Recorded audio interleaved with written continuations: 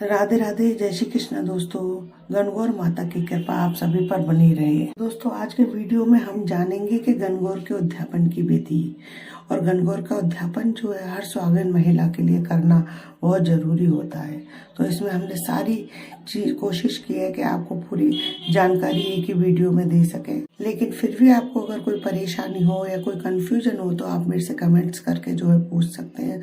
उससे पहले मैं आप सभी से यही रिक्वेस्ट करूंगी, अगर आपने अभी तक मेरे चैनल को सब्सक्राइब नहीं किया है तो उसे सब्सक्राइब कर लें, पास ही में बेल आइकन को हिट करें ताकि मेरे आने वाले हर नए वीडियो का नोटिफिकेशन जो है आपको सबसे पहले मिल जाए।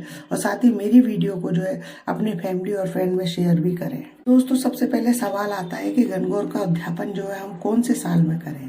यदि आप शादी के बाद तुरंत बाद करना चाहते हो तो पहले, तीसरे, 5वें, 7वें या 16वें साल में जो है गणगौर का उद्यापन कर सकते हैं, या फिर उसके बाद में आप कभी भी कर सकते हैं गणगौर का उद्यापन। गणगौर का उद्यापन के बाद में सबसे पहले दूसरी प्रमुख चीज आती है, वो है उद्यापन सामग्री।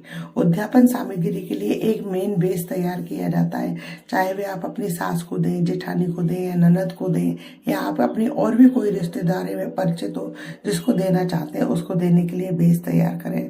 बेस में 5 कपड़े रखे जाते हैं, श्रृंगार का सामान रखा जाता है। साड़ी और श्रृंगार के सामान के साथ में आप कोई भी एक गहना रख सकते हैं, या तो पाजेब रख दें, या बिछिया रख दें, या नाक के कांटा या बाली कुछ भी रख दें।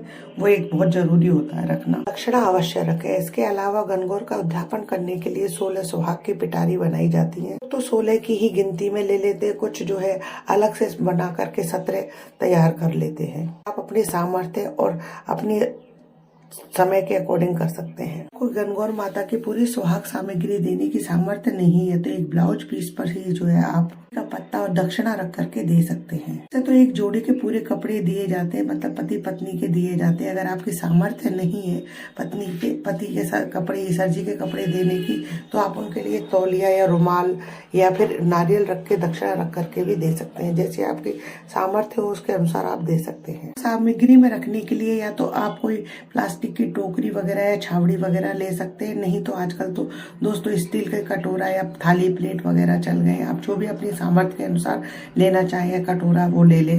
सुहाग पिटारी में जो है चांदी का तार अवश्य रखा जाता है, जो कि दुर्वा का स्वरूप माना जाता है। सुहाग पिटारी में सुहाग के सामान के अनुसार सामान के साथ ही जो है 16 गुने भी रखे जाते हैं। इस तरीके से 15 सामान आप सुहाग के ले ले, एक आपके गुना का भी जोड़ा हो जाएगा। तो इस तरीके से पूरे 16 सामान हो जाते हैं। उसमें दक्षिणा अवश्य लगे। तो कटोरे में या छावड़ी में जिसमें भी आप रख रहे हो तो उसमें क्या क्या सामान रख सकते हैं सुहाग पिटारी में वो जानते हैं। आपकी सामर्थ्य साड़ी रखने की है सबको तो आप साड़ी दें, साड़ी की नहीं है तो ब्लाउज पीस, सिंदूर, कांच, कंगा, बिंदी, काजल, मांग भरनी, चूड़ा, बिछिया, नाखून पॉलिश का तार, रबड़ बैंड, नेल पॉलिश, लिपस्टिक, रुपये और गुने सामान जो है आप अपनी सामर्थ्य के अनुसार घटा बढ़ा सकते हैं।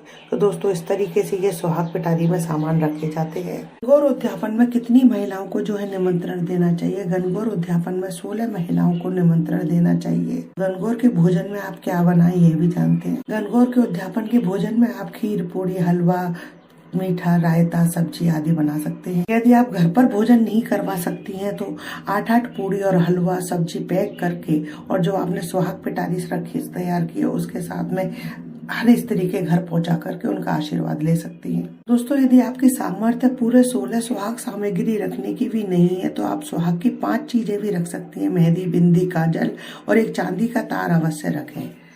एक ब्लाउज पीस ले ले और उसमें दक्षिणा और गुने रख करके दे दें। दोस्तों, यदि आपने ईसर गणगौर के नाम से भोजन की थाली निकाली है, तो भी कपड़े निकाले हैं, तो खाने को तो आप अगर आप स्वयं भी प्रसाद के रूप में लेना चाहते हैं तो ले सकते हैं, नहीं तो उसे आप ब्राह्मणी को दे सकते हैं। या फिर यह ईसर गणगौर का जो है पुजापा ऐसा माना जाता है कि यह माली मालिन का होता है तो उसे भी दे सकते हैं हम। उद्यापन के लिए अगर आपने गणगौर घर पर स्थापित की है तो आप अपने गणगौर के सामने जो सारे सामानों को रख ले और अपनी साड़ी का पल्ला ले ले, हाथ में कुछ चावल के दाने और एक सिक्का और कुछ फूल लेकर के और थोड़ा सा पानी लेकर के सभी सामग्रियों पर जो है 5 या 7 बार मंस करके और छींटे दे दें रोली के। इसके बाद में जो ईश्वर गणगौर की थाली और उनका सामान जो है वे ईश्वर गणगौर को अर्पित कर दे और उनसे प्रार्थना करें कि आपकी कृपा से आपका उद्यापन कर रही हूँ, परिवार और मेरे सुहाग और मेरे घर पर जो है कृपा दृष्टि बनाए रखना। सासू माँ का बेस जो है सासू माँ को भोजन कराने के पास उनको दे करके उनका आशीर्वाद चरण छू करके उनका आशीर्वाद लेके उनको बेस उनको दे दे। जो महिलाएं आमंत्रित किए उनको भोजन करा करके जो है